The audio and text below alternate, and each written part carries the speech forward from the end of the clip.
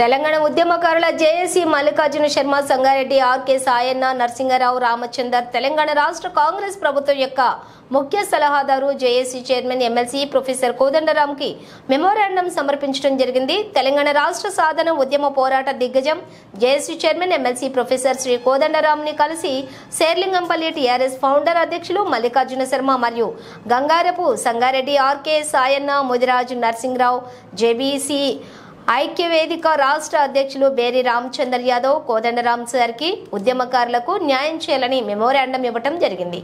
KCR TRS ప్రభుత్వం 10 సంవత్సరాలు ఉన్న 1969 తొలి దశ ఉద్యమంలోని 369 మంది చనిపోయినా మరియు అనేక మంది ఉద్యమకారులను కొందరికే న్యాయం జరిగింది, అందరికీ న్యాయం జరగలేదు.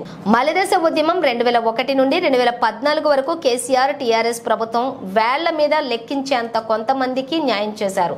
చాలా మంది ఉద్యమకారులు ప్రాణాలకు తెగించి పోరాటం చేశారు.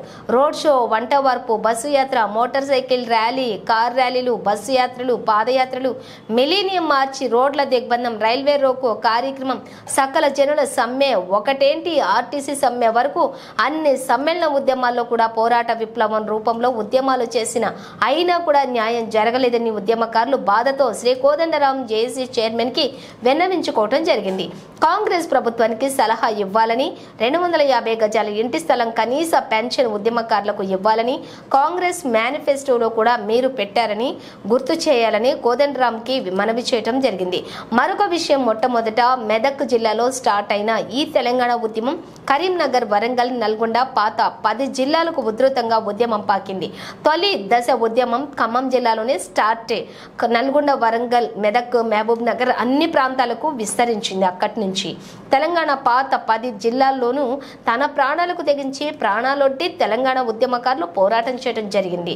ఈ విషయం రేవంత్ రెడ్డికి గుర్తు చేసి దయచేసి పెన్షన్ సౌకర్యం మరియు ఇంటి డబుల్ బెడ్రూమ్ ఇచ్చినా సరే లేదా 250 గజాల ఫ్లాట్ ను కేటాయించాలని కోదండరాం సార్ని కోరటం జరిగింది. శ్రీకాంత్ ఆచారి నిలువున పెట్రోల్ పోసుకొని చనిపోయిన, యాదిరెడ్డి పార్లమెంటు సాక్షిగా చనిపోయిన, పోలీస్ కృష్ణయ్య ముదిరాజ్ తన ప్రాణాన్ని తెలంగాణ ఉద్యమం కోసం బలి చేసిన ఎందరో మరెందరో చాలా మంది, సుమారుగా 12 నుంచి 60 మంది వరకు చనిపోయినట్లు అనధికార లెక్కలు, ప్రభుత్వం దగ్గర లెక్కలు లేవని చెప్పటం అన్యాయం. అన్ని లెక్కలు ఉన్నా కూడా టీఆర్ఎస్ పార్టీ న్యాయం చేయలేదని ఉద్యమకారులు వాపోతున్నారు.